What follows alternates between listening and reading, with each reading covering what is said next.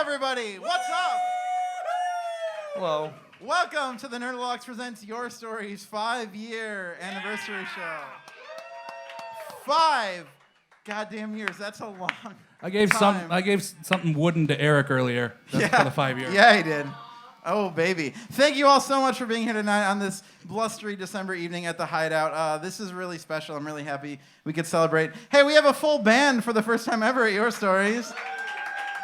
I think you guys know Dwight and Jim. It's Chris Blake over there, Mike Jando on drums. And we're going to play some rock and roll for you. So basically, I just asked everyone in the band to pick a song they always wanted to do if they played with a cover band. And these were the songs that got picked. So nothing too special tonight, but we hope you enjoy them. Whoa. That's not how you sell it. Nothing too special. Tonight is very special. It's pretty fucking special if you ask me.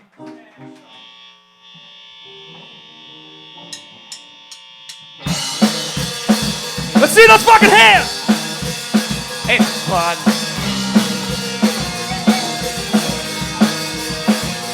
Wow!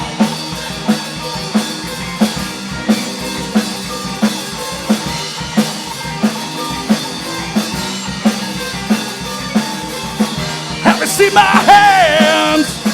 Just look at them shake. And the vibes, the deeps are repeating. Drop the needle again. And I dance with your ghost. Oh, but that ain't the way. I can't move on and I can't stay the same. And all my friends say, hey, turn the record over. Hey, I'll see you on the flip side. There you go. Turn the key and engine over. Let her go. Let somebody else play at your feet.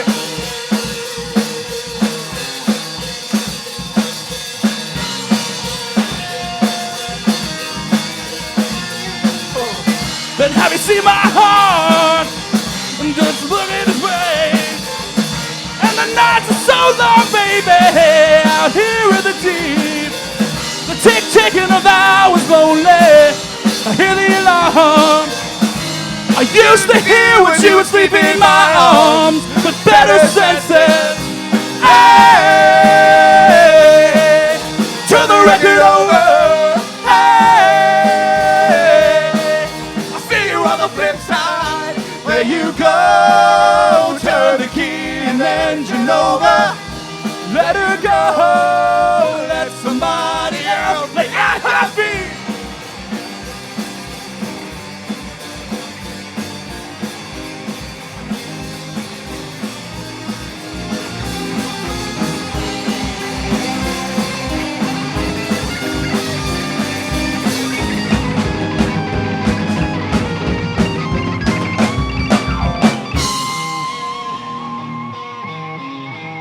And all my friends say, hey,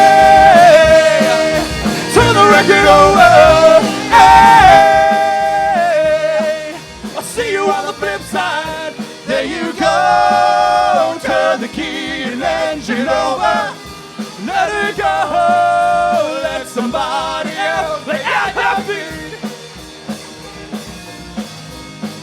Where you used to be. Where you used to be. Where you used to be. Here with me.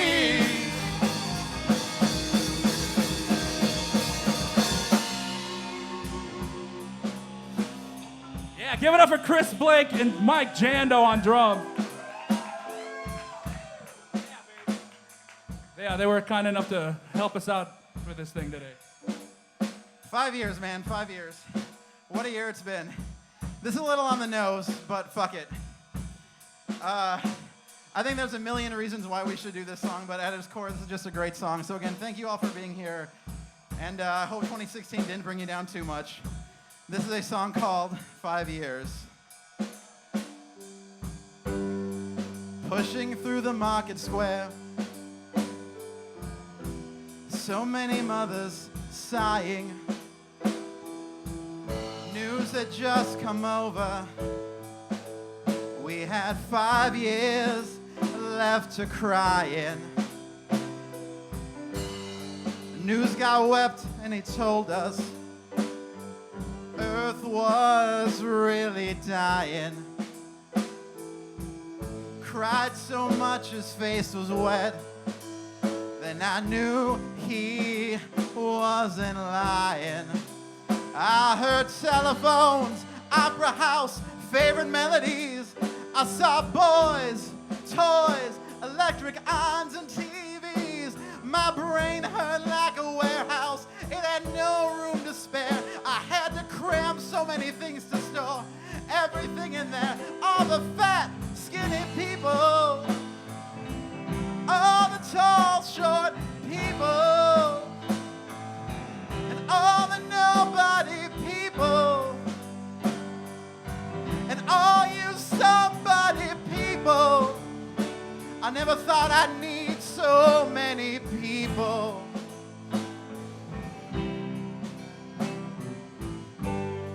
A girl my age went off her head, hit some tiny children.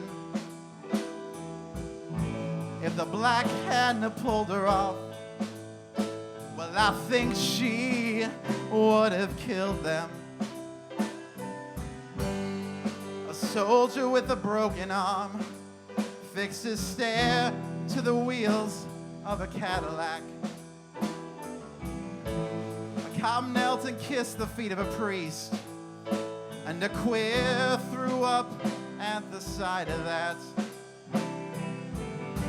And I think I saw you in an ice cream parlor, drinking milkshakes, cold and long, smiling and waving and looking so fine. I don't think you knew you were in this song, but it was cold and it rained, so I felt like an actor, and I thought of Mom, and I wanted to go back there. Your face, your race, the way that you talk. I kiss you, you're beautiful, I want you to walk. We've got 5 years stuck on my eyes. 5 years, what a surprise. We've got 5 years, my brain hurts a lot. 5 years, that's all we've got. We've got 5 years stuck on my eyes. 5 years, what a surprise. We've got 5 years, my brain hurts a lot. 5 years, that's all we've got. 5 years. 5 years. 5 years. 5 years. 5 years. Come on, guys. 5 years. 5 years. 5 years. That's all we've got.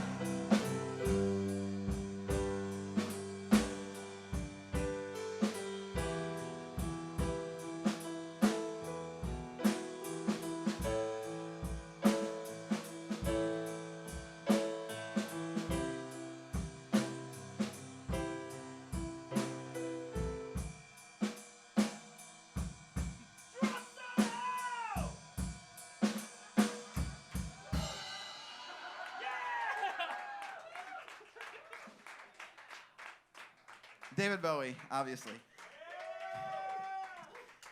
5 years. So, I didn't say this at the top because I think everybody here probably knows what this show is, but just in case you don't, so this was born out of a sketch comedy group called the Nerdologues that has been going for 7 years. David Bowie does not have a song called 7 years. But the first speaker coming to the stage tonight is one of the like 3 founding members in the room right now, which is really exciting, and we're really happy to have him here. This is Chris Geiger.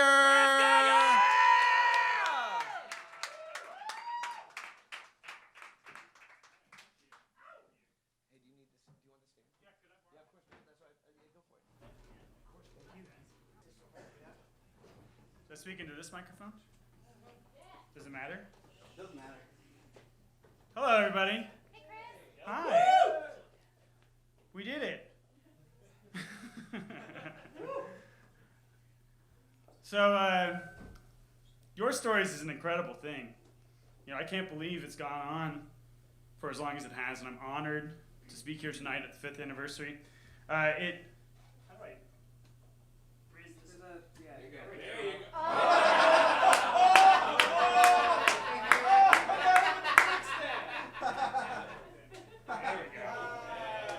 Thank you. For those listening to the podcast, that was a very physical gag. It began very humbly as an off-night show that we used to do before it was even a podcast, where people told some incredible stories. But I won't bore you with my own retelling of those events, because, hey, you can find those on the archives. There's an archive. To this day, even that still blows me away. And while I may have contributed in some small part to the inception of this event, and its continued existence is probably one of those things that I'm most proud of injecting some creative DNA into, this event's wonderful aura and beautiful community can almost entirely be attributed to one man, Mr. Eric Garneau.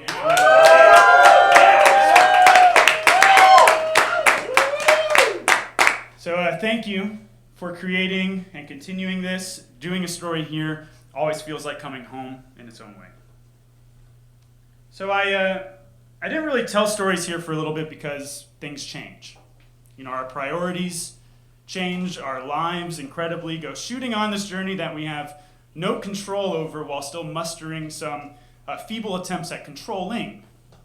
You know, 5+ years ago, we had no idea what we had started, how many stories would be told, how many lives impacted in even the smallest of ways. I had no conception of a world where the president could be Donald Trump, where the Cubs could win the World Series, and where I could be called a cuck online for calling a hot dog not a sandwich. I'll fight you on that. You know, change is one of those things that you desire and lament.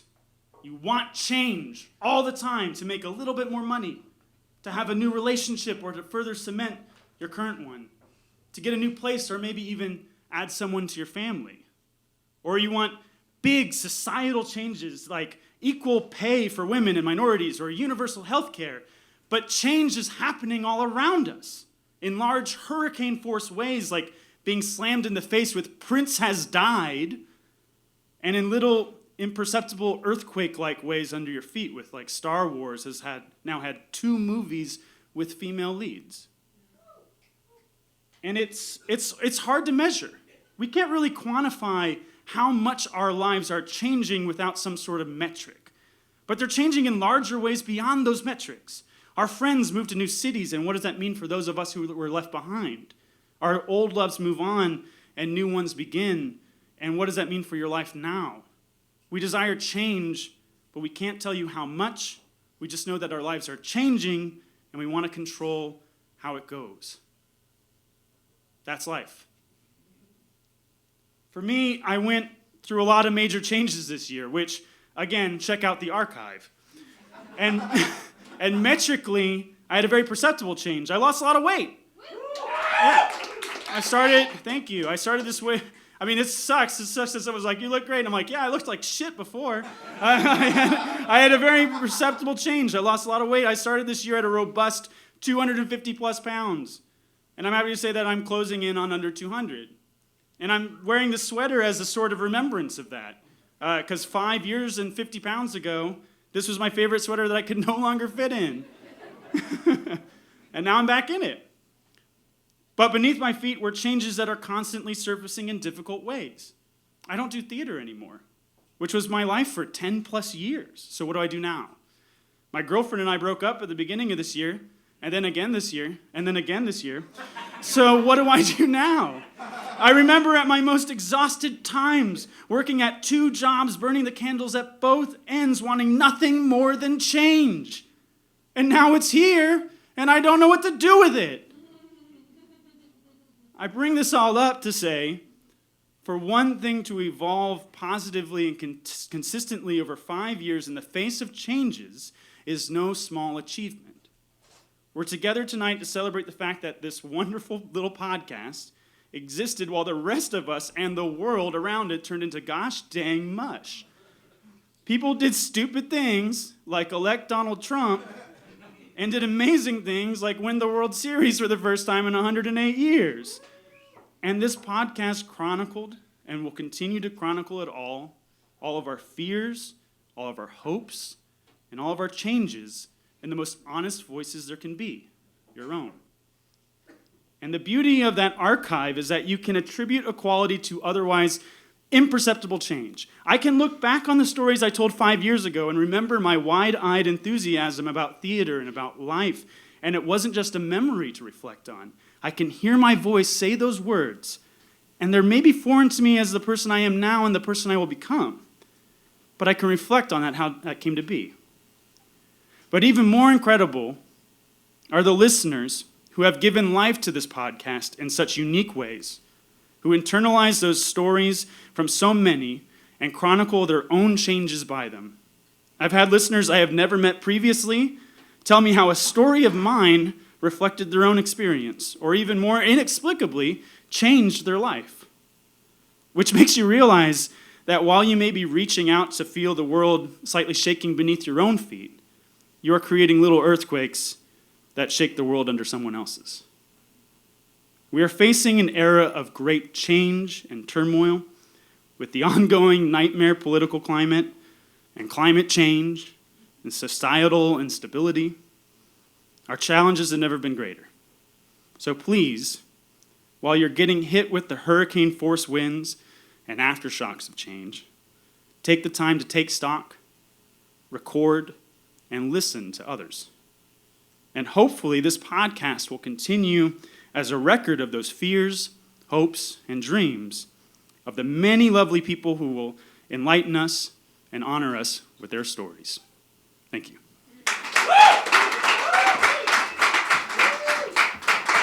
Chris Geiger, ladies and gentlemen. Man, I had a strong sense that it was the right move to start with Chris. Thank you, Chris. That was wonderful and lovely. So from the old to the new, this gentleman first started doing our show just this year. He is an incredibly accomplished and talented and hilarious Chicago stand-up. He runs a room at Cole's, I think the third Sunday of every month, which always coincides with our regular show. So I think every time he does our show, he has to go do his show too. But he's a super great dude. Mr. Bill Bullock, everybody.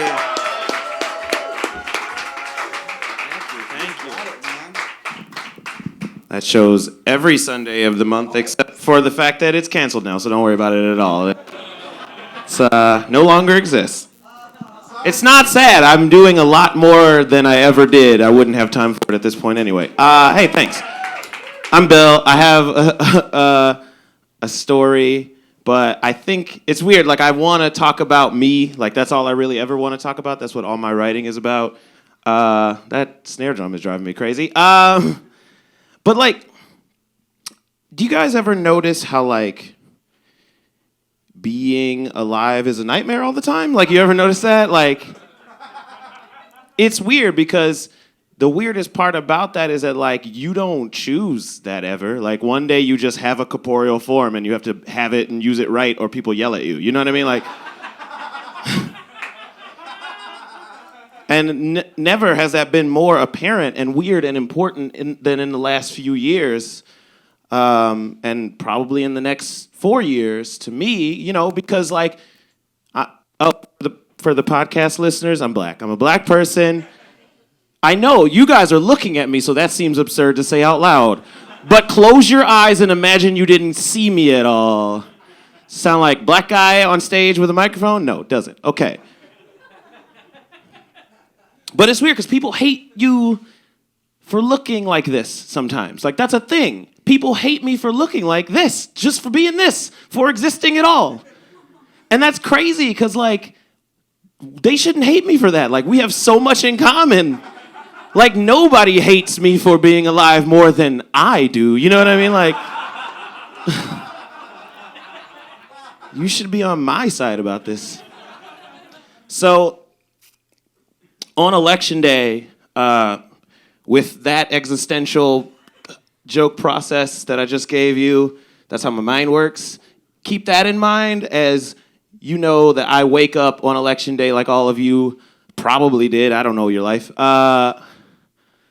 And I was stressed the fuck out. I was having an existentially angsty moment, right? Like, a lot. Like, at the time, I thought it was pretty, like, rationally, things made sense. Should have been the way that we probably, all in this room, probably would have wanted it. So I woke up, but I was still stressed, and I told myself I'm going to go vote, and then I'm going to, like, have a day to myself and just, like, treat myself well, practice self-care, have a good time. So as I'm walking out of my house having this thought, I put my hand on my car door to open the car, and then I went, no. It's still nice in November. I'm getting my bike! And I walk back in my house, get my bike, and then I ride my bike to go vote. And this was the beginning of the end of my whole entire day. Because here's the thing, I chose to bike around. Once I chose to take my bike to vote, that meant I was with my bike all for the rest of the day because it changed the timeline of everything else I was going to do for that day. I was going to go vote, get a motherfucking haircut because look at this dope shit, like I got to maintain it. And then I was going to like get some food and then go to an election party where we would celebrate Hillary's ascension. You know what I mean? Like, and here's the thing about me. You're on my side, but this is true. I'm an opportunist. And I was hanging out with like all of these like lady journalists. That was the point of this. Like it was a party for lady journalists and this idiot. And I was like, this is the moment. They're gonna all be like, who do I interview? Oh, you work for Jezebel. You work for Wonkat. Bill, you don't work for anybody. Let's get you on here. So I'm thinking I'm gonna get some like on this day black feminist is out here like saying some nice shit about it and get pressed about. So as I get back, I stopped into my house just for a bite to eat, and then I was gonna ride over to the bar. I'm sorry if I'm a little long, but this story's a little long. I got to my house, ate some food, and I just turned on the news. It was pretty early at that point. And things seemed fine. And so I had a drink, and then I was like, all right, I guess I'm going to ride over to the bar where this party is going to happen. And in that time, a lot of things changed, right? And so I'm feeling pretty good about my day. I got my hair cut. I look fresh. I might get some interviews from these Wonkat people. And I'm riding my bike, and I get to the bar, and I lock my shit up, and I'm like, ladies, let's turn up for Hillary! And it's not a party at all. It's now the Wailing Wall. Like, it was like, literally, like, women with their arms against the wall like this, screaming against the wall like, how is this happening? Like, literally, white feminists just, like, bawling their eyes out. And I was like, this doesn't look okay. Like, I was like... I looked up at the screen, I saw what was happening, and I was like, oh, as much of an opportunist as I am, I don't want this to be where I am when the world ends. Like, I gotta go find some black people. Like, because here's the thing you need to know. Not only were these women, like, there was mostly journalists there, but there were a lot of other people there, a lot of other performers, a lot of other, like, writers and stuff, but all of them, the one thing they had in common besides me was that they were ride or fucking die Hillary. They didn't like hold their nose and vote for Hillary. They didn't vote for Bernie ever. You know what I mean? Like they voted for Hillary on day one. They voted for Hillary on the day they were born. Do you see what I'm saying? Like this was the ride or die motherfucking Hillary people, and the rest of the party had left because it was, in their minds, they weren't ride or die Hillary in the first place, right? So it was no longer a party. It was just like 8 women crying at the bar and passing out Xanax like that SNL sketch that happened for real. And I was like, man, as much as I want to be here for the thing, like for what I don't know what's going to happen next. I might get some press out of it. But I don't want to be here. Like, I don't want to be here. So I go up, and my friend Robin's like, what are we going to do? And she's, like, crying, and I'm like, well, I'm going to get out of here. I'll see you, Robin. Hey, thanks, Robin, for everything, but I got to go. You know what I mean? Like, and she's just crying. It's like, all right. And I'm just watching her as I bike away. and a good friend of mine who's a very smart, very progressively active black woman happened to text me at that same time, and I went and met up with her. But in the time that it took me to meet up with her, shit got really real, like it was like, oh, this is not just like she's gonna lose, but it's gonna be like, this is gonna be horrible. Everything's sinking into everybody, and I get there, and it was just like, whoo, boy, what a fucking nightmare, and this is capping off 2016 real good. Like, this was, okay, so 2016's been bad the whole time, by the way. You guys know that, right? Like, in January, I was in a karaoke bar trying to sing Bowie when I found out Bowie just died. Like, that was the beginning of 2016 for me. And then Prince died, and then Gene Wilder died. Like, I didn't know all three of my sex idols were going to die in the same year, you know what I mean? Like, have you seen Willy Wonka? That's a Prince outfit. It's sexy. Okay. But it's been bad. Like, and then there was like 5 minutes where it was bad, but also good when the Cubs won. Because I'm from the South Side. I don't know if you guys know, but all of the black people are. And there was a brief moment where I was laughing, and I was like, there's no way the Cubs are going to, everybody thinks they're going to win. That's ridiculous. All you people who think they're going to win, that's ridiculous. All right, well, they're going to the World Series, but they're not going to win. I'm serious, they're not going to win. Oh, shit. Their opponent is the Cleveland Indians. This could not actually go my way. Do you see how I'm just talking about the election again? Like, I'm just talking about the election again.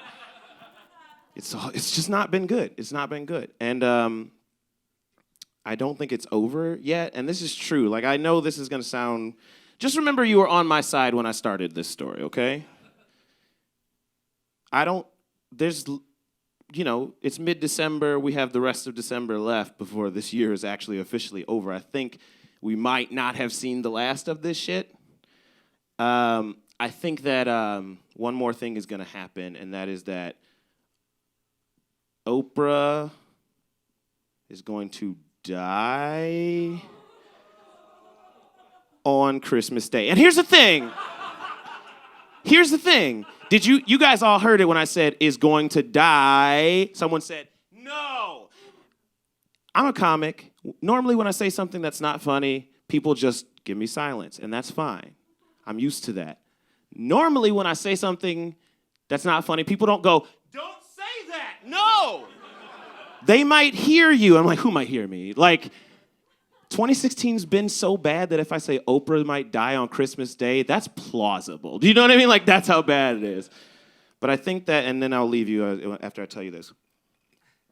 I think that it might actually be a good thing if Oprah dies of a stroke on Christmas Day. Here's why. Our nation is super fucking fractured right now. And it's Christmas time. This is the time we're supposed to, like, bring each other together. But even in that bringing together, there's fracturedness, right? Like, Christmas is for Christians. Hanukkah is for Jewish people. Kwanzaa is for, I'm going to be honest, I don't even know. But seriously, like, even in our time to, like, bring each other together, there's still this weird dividing lines, right? But I don't think there would be anybody who'd be, like, divided if Oprah died on Christmas Day, that we no longer call it Christmas Day, we just start calling it Oprah Day. Like, we stop decorating the tree and we start decorating the chair under which the sticker that says you've won a car is. Nothing would be more unifying than if we celebrated Oprah on Christmas Day. You know what I mean? It'd be like, you get a gift. You get a gift. You get a gift. You get a gift. You get a gift. Everybody gets a gift. You know what I mean? And that's why I think that Oprah might need to die on Christmas Day, okay? I'm going to go now and leave you to If she dies on Christmas Day, I'm, like, definitely going to jail now. Bye. Thank you, Bill Bullock. Give it up for Bill, everybody. I do think, in all seriousness, I think Bill is right that, like, it's not over. And I was gonna genuinely quote the famous theme song. Well, as long as we got each other, and then that also brings us back to the sad things of 2016. So sorry about that, Alan. So At the beginning of the night, we heard from one of the founding Nerdologues members. We are now going to hear from the newest, although she's been in the group for 2 years, but that's a short amount of time in Nerdologues time. In that time, she has written, or she wrote before, but she reproduced the wonderful show, Attend the Tale of Danny Tanner, a Full House musical. She's also DJ Tanner, currently enjoying a resurgence on Netflix. This is Katie Johnston-Smith.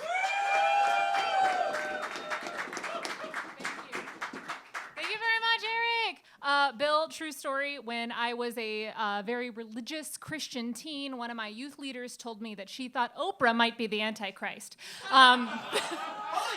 Yeah, that's real. That's very real. Cool. Yes, hi, I am Katie, and if you've spent any sort of time around me in like a business professional type setting, you are probably very aware that I have a musical theater degree because I more than likely yelled that fact at you after you asked me to solve a math problem. I graduated from Belmont University in 2009, and to save you the chore of performing any quick math in your head, I'm 30. I've been 30 for 1.5 weeks, and it's fine. It's fine. Happy birthday to me. Anyway, yeah, so I have a musical theater degree, but I'm not sure I am really what you would have previously called a musical theater person, because during the summer between my junior and senior years of high school, I attended this really great musical theater pre-college program at Carnegie Mellon University in Pittsburgh, and the program was filled with talented teens who had huge boners for contemporary Broadway shows like Thoroughly Modern Millie, starring Carnegie Mellon dropout Sutton Foster. And in this pre-YouTube era, I had really only been exposed to movie musicals and whichever classic musical my high school produced from year to year. So when we learned that Sutton Foster would be paying the pre-college program a visit, I was literally the only person who did not burst into tears while simultaneously coming in my pants.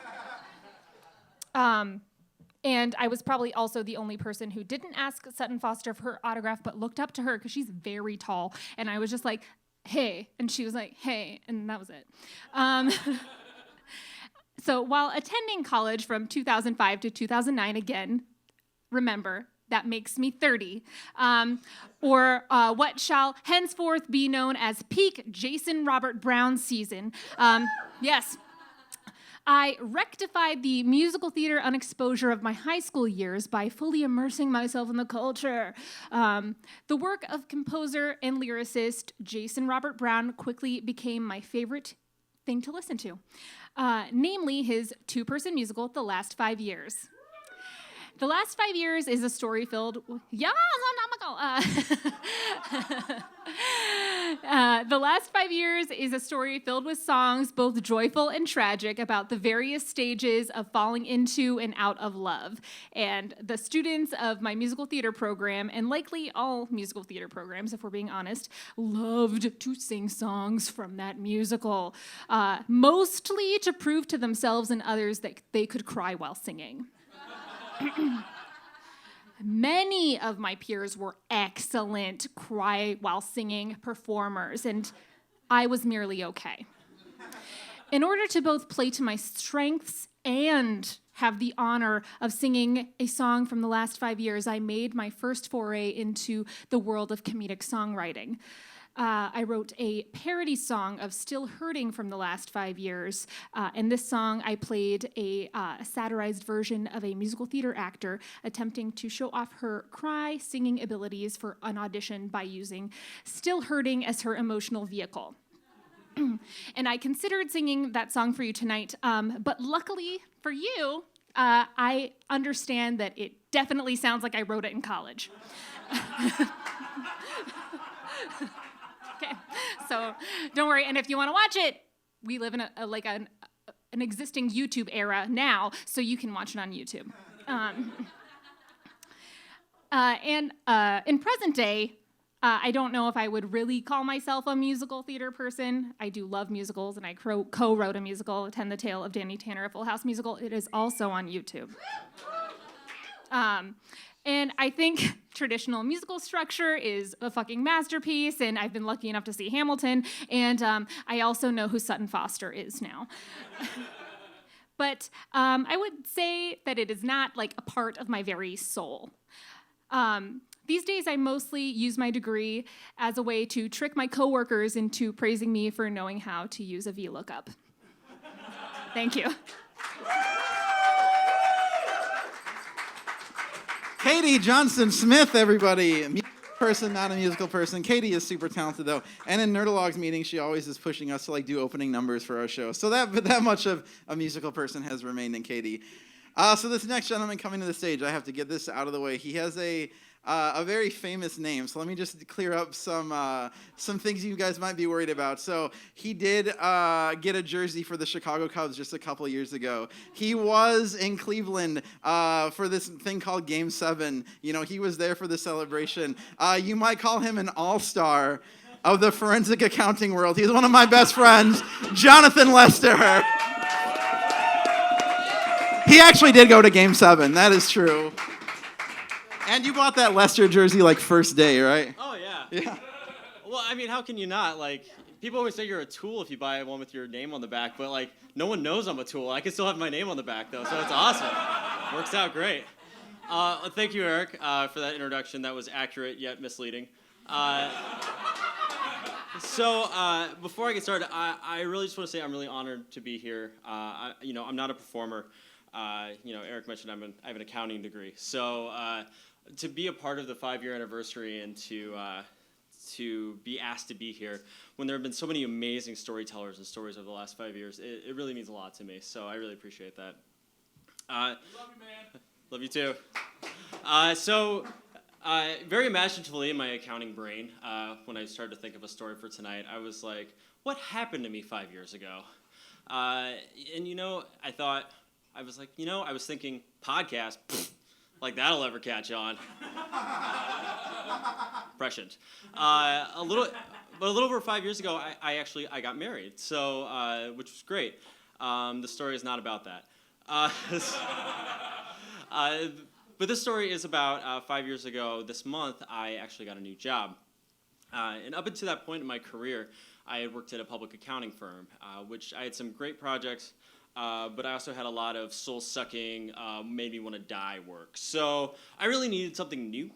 And about this time, I had gotten an opportunity to go work at a big company in the Chicago area, working in audit. Now, for those of you tuning out right now, because I just said the word audit, I promise I will make it worth it if you just focus up for like 10 more seconds, I promise. So it was not the normal financial auditing, not like the IRS coming to break down your door kind of thing. It was compliance auditing. So it was all about code of ethics, compliance with laws, anti-bribery statutes, things like that. So it was more interesting work, and I felt like I was somewhat doing a public service while, working for corporate overlords. So I felt a little better about myself as, my white liberal guilt. So, and it was really great. The other great part about it was an international role. So I would spend 4 weeks at a time out of the country in a location and getting to travel on weekends and things like that, and then come home for 3 weeks and then do it again. And this was really amazing to me because I grew up in a really small town in downstate Illinois. Population 500, I'm rounding up now because of the census. Some people moved in. And I've described it before on this podcast as no stoplights, no gas stations, no McDonald's. So really tiny. And as part of that whole small town thing, my parents were kind of the embodiment of that. They'd grown up there, gone to high school sweethearts, gotten married, and didn't want to leave, especially my dad. So we never really took family vacations. We took a couple road trips growing up, but my dad had actually never been on a plane until he was 58, and that was the only time he's ever been on a plane. So, we weren't driving to Ireland, so, kind of missed an important step there. And growing up in this small town, we lived on the edge of town, so right where the fields started, before you went 15 miles to the next town. And I remember from a really young age, I used to stand on the side of our yard and just stare out over the fields and, beyond the farmhouses and beyond the fertilizer plant, beyond that one tree that was in the middle of the field. I used to stare at the horizon and just think to myself, what's out there? what could there be? I actually used to pore over atlases that we had and just look at interstates in the United States and just look at where roads went. If we kept driving, where would you get to? To this day, I still have a bunch of random, useless knowledge about the United States interstate system. So if you want to catch me afterwards for a really interesting discussion, that's what you bring up. But, it wasn't big dreams. It was just what is outside of central Illinois. So to have this opportunity to leave the country, to get stamps on my passport was amazing. So on January 2nd, 2012, I was on a plane to Egypt for my first audit. And this blew my mind. You could get on a plane and go to Egypt. Like, that was a thing. It was this, mystical land of pyramids and sphinxes and pharaohs. Like, that was a thing you could go to. And it was incredible. And, I was only in that role for about 18 months, but I did a lot of crazy things. I visited 33 countries. I bungee jumped at Victoria Falls. I watched the sunrise over the Taj Mahal. I got drunk and passed out in the Canary Islands on the beach face down. I'm slightly less proud of that one. But it wasn't all fun and games. I had to work, obviously. I did have a job to do and things like that. But I was also away from everyone I've known, for 4 weeks at a time. So, it strained my relationships with friends and family and my husband. So, it was difficult. But when you're racking up thousands of frequent flyer miles weekly, there's some perks. So I was actually able to take my husband Kevin to the south of France, and we went to Rome and saw the Sistine Chapel and went to Singapore and all these other trips. And to be able to share that with someone who I love and admire more than I thought was ever possible was really meaningful to me. But beyond that, it was the other people I met, though, on these trips. Obviously my coworkers in the offices, but also, you spend a month in a hotel, you meet the people in the hotel, the restaurant, your drivers, your translators, and people in bars. And it was incredible to meet all these people in these different cultures and kind of immerse myself in this culture at each of these places and kind of learn the differences and similarities between us and, to obviously see that there's so much we're similar with other people outside of the U.S. But one of the things that really crystallized for me why I used to stare over the fields, I always thought it was because I wanted to leave. And I did. I very desperately wanted to leave, and I did the first chance I got. But in a small town, everyone seems like they're the same. In my town, everyone was very white, very conservative Christian, and I wasn't. I was different. And that difference was the source of a lot of fear and self-hatred and sadness, and it made me feel broken. And being able to travel and meet people who were different from me, but even different from each other and these different cultures showed me that difference doesn't mean broken, it just means different, and that's fine. And learning that was better than anything I imagined was over the horizon. Thank you. John Lester, everybody. Man, thank you, Dwight. Yeah, man, I always told John, okay, you do this. I always told John, this one, there we go. I always told John, maybe you did pick accountant as a career path, but you are amazing on stage, dude. Let's give it up for John one more time. So great. Did anybody else hear Luke's theme when he started talking about looking out past the farms and da na na na na na? Plus, sand people are rough in Central Illinois. That actually sounds like a racial slur. I always thought that. Ben shouldn't throw that word around so carelessly. Sand people. They're Tuscan Raiders. Don't call them sand people. That's not cool. Old man. Anyway, we have one more storyteller this half. She is also a relative newcomer to your story. She is one of the creators of the amazing illustrated novel Taylor Swift Girl Detective, which was recently featured as a question answer on Who Wants to Be a Millionaire, which is fucking cool. Please welcome to the stage Miss Larissa Zageris.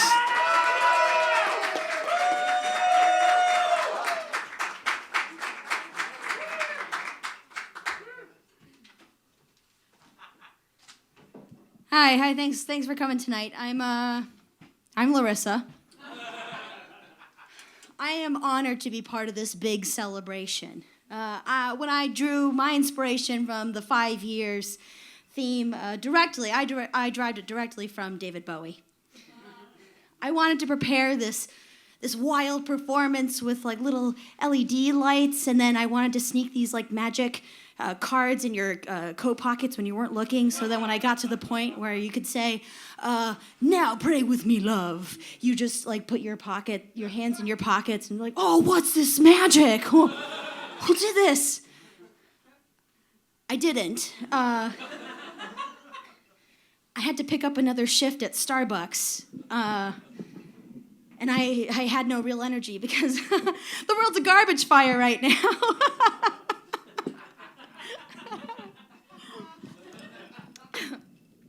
So, all I could do was just show up tonight. But I committed to this, okay? And I already asked my friend Craig over there. Yeah, everybody give it up for Craig.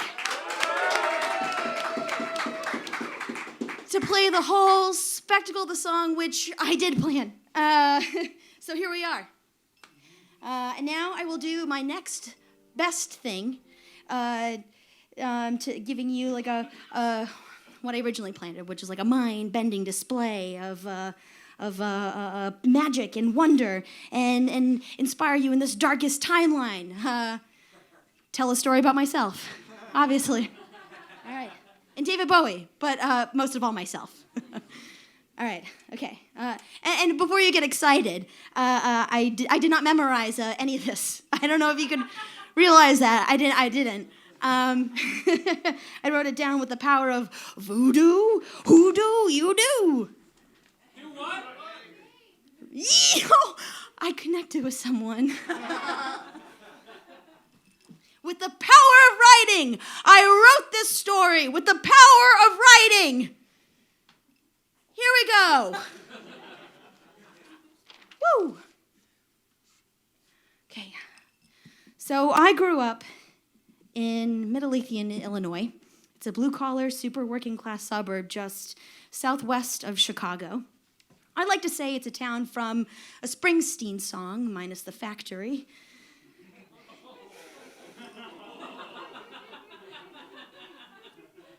It's definitely a town minus any aspects of a David Bowie song. Unless you count the rough parts from Life on Mars. And when I was growing up there in the late 80s and the 90s, it was a place that was kind of more to closed-mindedness. The Irish Catholic family legacies and the subpar high school football. Than to anything sensitive or artistic. As an adult, I know that was less due to a primal evil being slowly leached into the water source, and more because everyone was so damn overworked and underpaid. Still, Midlothian is and was the town that pride built, not the town that crybaby art kids build.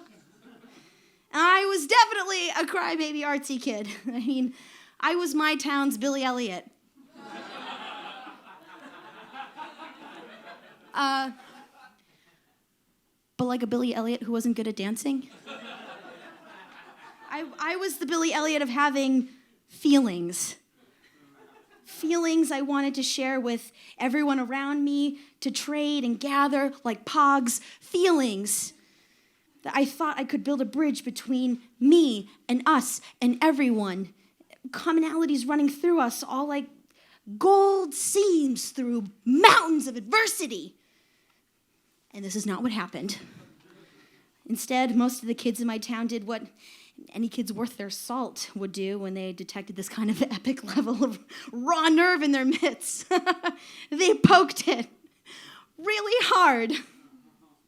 And the result was spending my tender youth crying literally everywhere a human being could cry.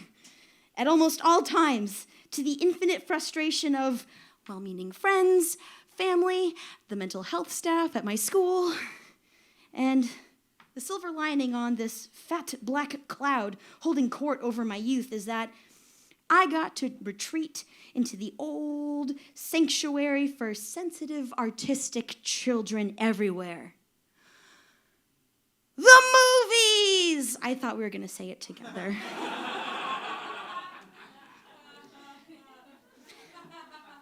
Meeting David Bowie in the movie Labyrinth in these formative, creative crybaby years was key in my development of a strong sense of curiosity and self. And when my best friend, also a crybaby, and my sister, not a crybaby, and I first got our hands on Labyrinth, I felt that friction that we all feel when we meet someone who's important to us. That feeling where you just know someone is going to matter to you. Also, at first, I thought he was a she.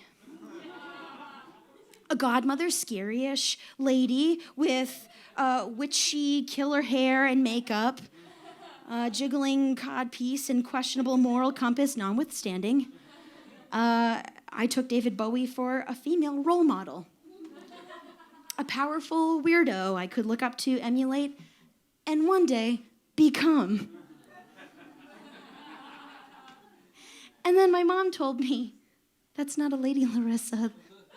That's David Bowie. Okay, so the beautiful, scary-ish witch lady was a man. A man that seemed like he came from another planet very far from my tired, tiny, overworked little town. A power weirdo I could look up to, emulate, and still one day become-ish.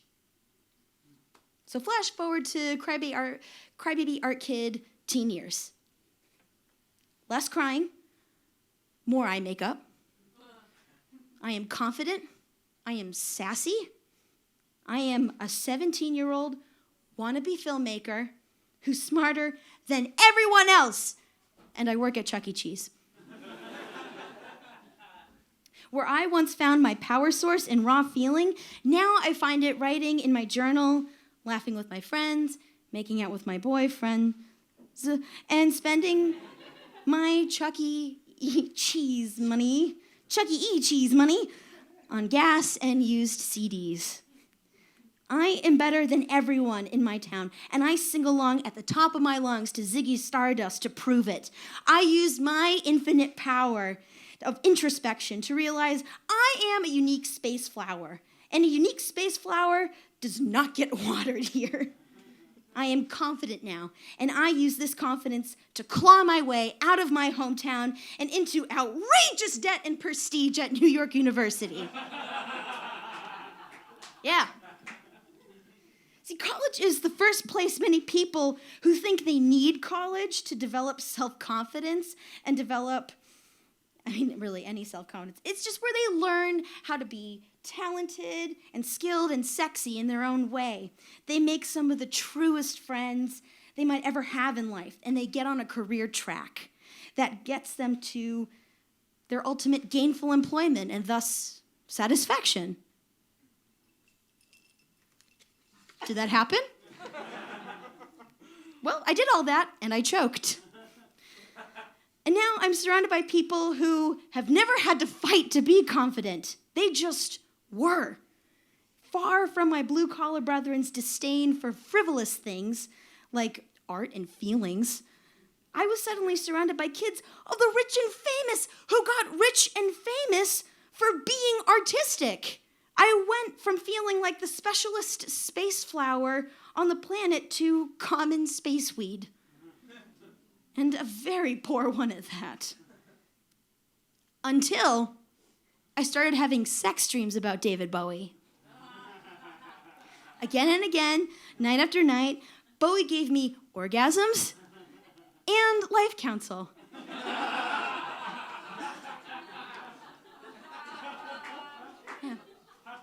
We hung out in his moon jacuzzi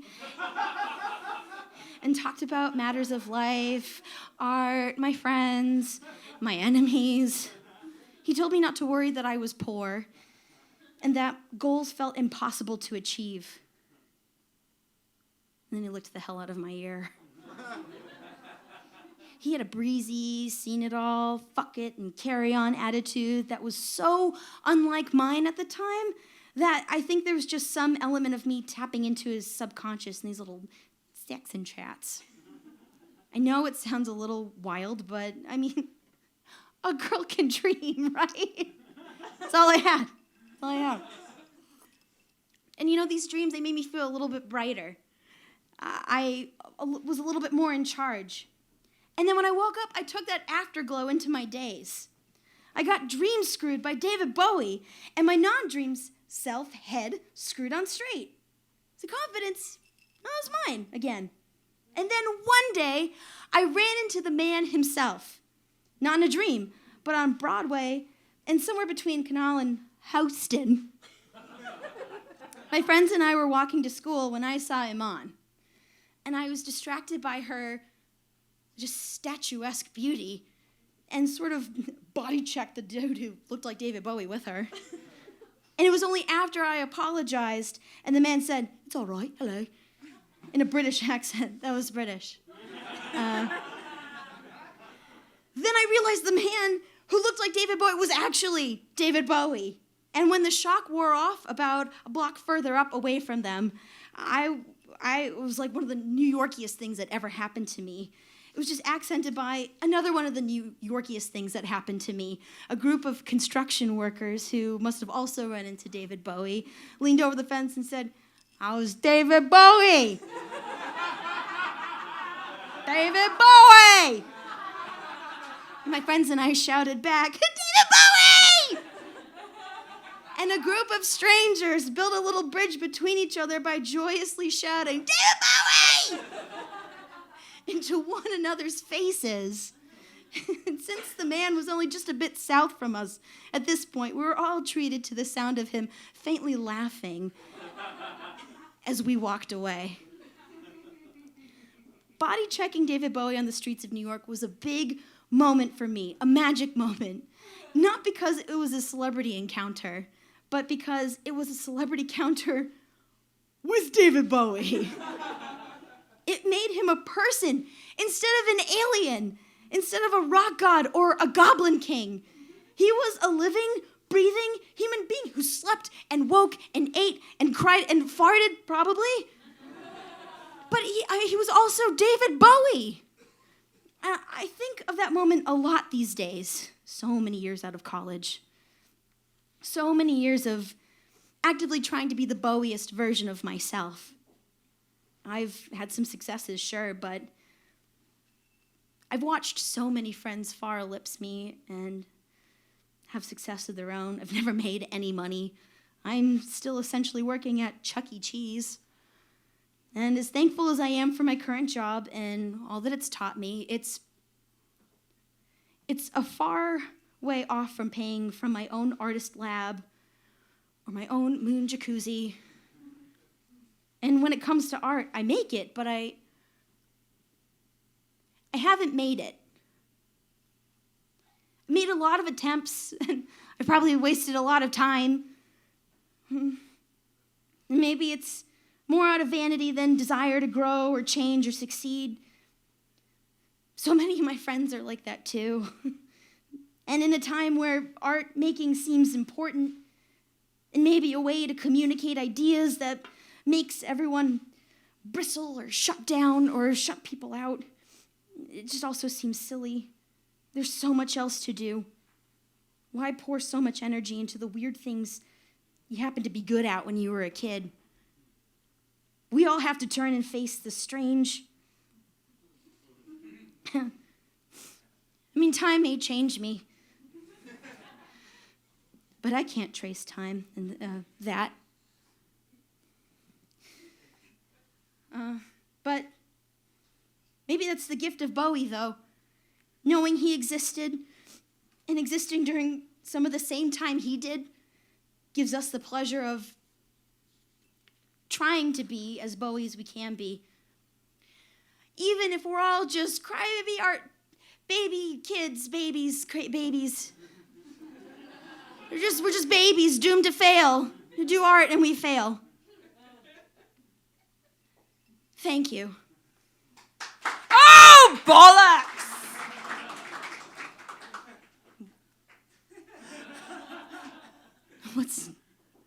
What's that? Who are you? He said that. I did. Well, we did, if you want to get technical.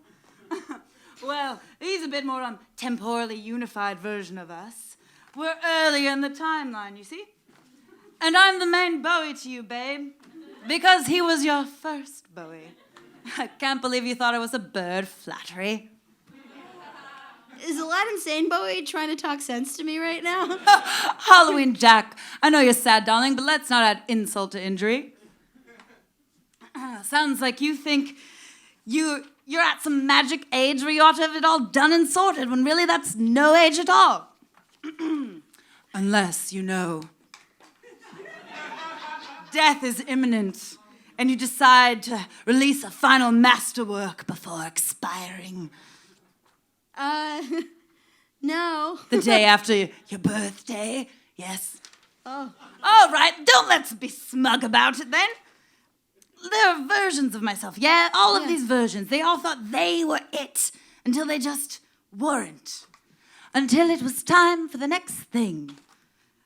The next costume change. Yeah, but those are just versions of you. I mean, you're rock god versions of you. I'm not a bloody rock god, please. Oh, we are. Yes, we are. We are. Well, yeah. Yeah. Well, yeah. Yeah. People forget about how many times their gods cocked it up. And bloody hell, I cocked it up.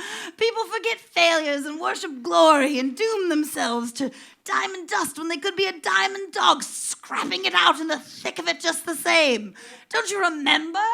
I was a fascist for a year. What? All the cocaine. I talked so much nonsense on television. I made that wretched video with Mick. I never wrote my memoirs. I named my kid Zoe, for Christ's sake. And you tried to do that internet thing. Yeah, BowieNet, yes! Rub salt right in the wound, but this is all part of it, love. The failure and the struggle and success is all part of it. That's life. It's beautiful and it's yours, and the only way you can waste it is to pretend the highs and lows of it belong to somebody else. Somebody else like gods? The gods are other, more successful people.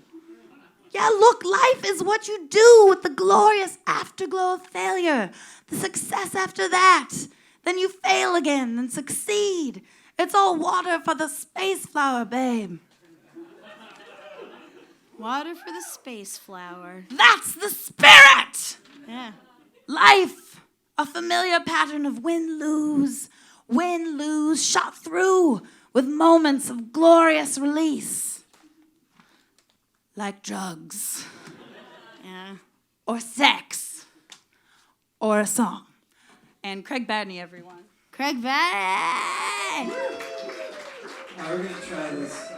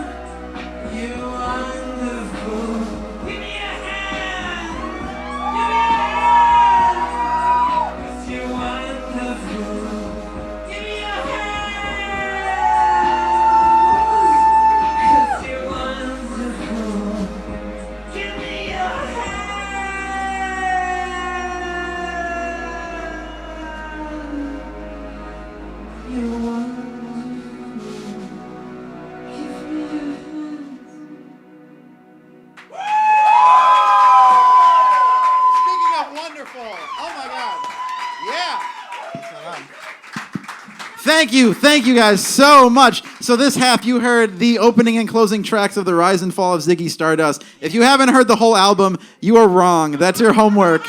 For the rest of this month, fucking listen to the album. One of the best rock records ever. Also, please take a 10-minute break. Go get a drink. Go use the bathroom. We'll be back at 8:15 for 5 more storytellers.